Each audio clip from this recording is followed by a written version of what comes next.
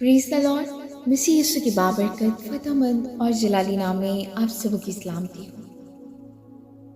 अज़ीज़ों, खुदावंद आप सबके साथ हो। खुदावंद आप सबको बरकत दे। आज का दिन खुदावंद हम सब के लिए मुबारक करे, आमीन। अज़ीज़ों, आज सुबह हम कलाम मुक़द्दस में से पढ़ेंगे इम्तिहान और आज़माइश, याकूब का आम खत, उसका पहला बाब 12 आयत से।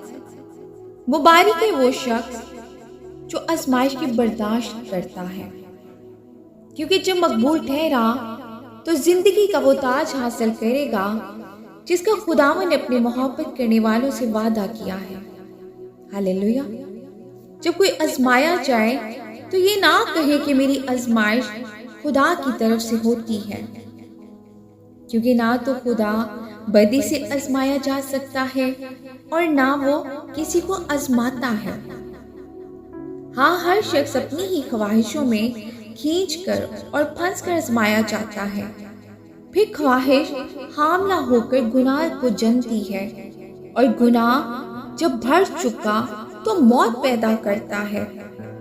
आए मेरे प्यारे भाइयों, फरेब ना खाना।